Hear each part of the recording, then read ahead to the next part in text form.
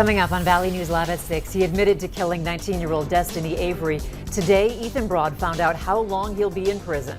Plus, what will happen to that bus driver that narrowly escaped a crash in South Moorhead? And find out what's in store for the weather now that the weekend has arrived. Valley News Live at 6 starts right now. This is Valley News Live at 6. Murdering Destiny wasn't enough for you. You had to cut her dead body into pieces. You treated her like she was trash. You threw her away as if she wasn't a person at all, as if her life was worthless. Harsh words today as a grieving family addressed the man now sentenced for murdering, dismembering, and throwing away the body of 19-year-old Destiny Avery last April. 28-year-old Ethan Broad was sentenced to just over 30 years in prison, which is the maximum sentence allowed by law for his charge of second-degree murder. Valley News Team's crime and safety reporter Bailey Hurley spoke with Destiny's mom after the hearing today, who says it's a miracle justice was finally served. Now, it's an interview that you'll only see here on Valley News Live. Not only was Destiny robbed of her life, her youth, her family, and her dreams, but her family was robbed of a daughter, a niece, an aunt, a cousin. You took an angel from us. It's a day the family of Destiny Avery has been waiting for over 13 months. It's unreal that it's actually over. And while Doreen Avery says she is relieved, Broad showed little emotion and did not address the court or the Avery family in this morning's sentencing. Something she says makes it difficult to feel like he has any remorse. I think it would have been nice to be able to hear something like, even if it was a fake, I'm sorry, it would have been nice to hear him say something. Broad's defense attorney later told the court, due to Broad's mental state, he shows remorse differently than what most people would expect. A statement Doreen says only made her angry. I get that Ethan has mental health issues. I'm not saying that he doesn't. Destiny did. And Destiny still knew right from wrong. Ethan knows right from wrong. Broad could only serve 2/3 of his sentence if he doesn't violate any of his plea agreement terms while behind bars. Something Doreen says as long as she's living, she's not going to let happen. I will be there and I will make sure that he does not get out on probation. He will do the full 30 years if I have anything to say and do about it. Saying keeping Broad locked up for the next 30 years is the least the justice system can do to honor the young life so gruesomely taken. In Moorhead, Bailey Hurley, Valley News Live.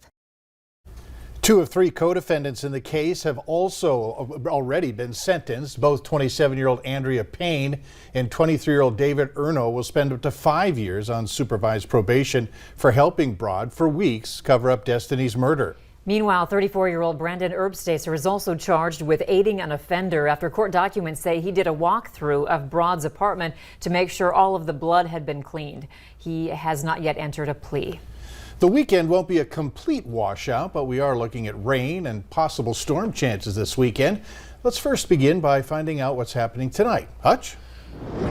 Mike, thanks so much. Good evening, everyone. We are seeing a few thunder showers out there, but we started our day with fog that took a long time to burn off. Watch the timer there. It was in the 10 o'clock hour before things started to lighten up fog-wise. Now we have thunderstorms moving across Lake of the Woods. Right now, moving off to the east at about 20 to 25 miles per hour. Some small hail possible with these cells. Also just south of you in Moore Road, southern and eastern reaches of Roseau County seeing storms. These extend back toward Thief River Falls, all moving to the east, all trying to exit the area. Sunshine aplenty, leading to much milder temperatures to the south. And where we have 85 in Fargo, it's 84 in Fergus Falls. Look at this. It's cool in Langdon at 50 degrees at this hour. Temperatures this evening will stay warm in Fargo. We'll have clouds. I think we escape any rain chances this evening, but there's a lot of rain chances over the weekend, and it could very well help this. That dark red there is some exceptional drought conditions in the Central Dakotas. We'll have details on rain for your weekend planner when it may hit next in a little bit. We'll look forward to that. Thanks. Now to a story that we've been investigating for you. The bus driver who was involved in the near head-on collision on Wednesday will not be driving the bus until June 1st.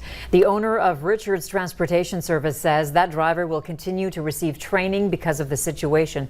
This all comes after Moorhead Public Schools called for immediate action to be taken after the bus carrying 8 children illegally passed a tractor in a no passing zone on Highway 52.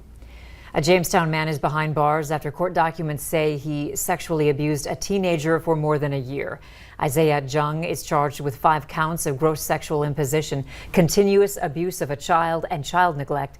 Documents state he began abusing a 15-year-old in March of 2020, and it continued until April of 2021. If convicted, he faces life in prison. We're learning more tonight about the case of a former Minnesota officer charged in the death of Daunte Wright. Minnesota Attorney General Keith Ellison announced today that he will lead the prosecution of the former Brooklyn Center police officer. Kim Potter fatally shot 20-year-old Daunte Wright during a traffic stop last month. The city's police chief, who has since stepped down, says he believes Potter meant to use her taser instead of a handgun. The case was handed off to the Attorney General's office after Washington County's attorney left the case. North Dakota's Supreme Court has ruled that the governor had the authority to close businesses during the coronavirus pandemic. A Minot salon sued Doug Burgum and the state health officer in an effort to allow the assisted living facility's in-house hair salon to continue providing services to residents. They asserted that Burgum's orders went beyond his authority and denied plaintiffs their constitutional right to earn a living. The judges disagreed. The Holiday Convenience Store on 52nd Avenue South posted signs saying customers and employees who are vaccinated no longer have to wear a mask while in the store. But how are they supposed to know who is vaccinated? Well, the owner of the store tells us the Holiday store is not asking for any proof of vaccination. We're just trusting people. We're not asking, their health or personal information. We understand that if they read the sign, and we assume that they're vaccinated then. Now, we asked on our Facebook page what you think about businesses asking for proof of vaccination.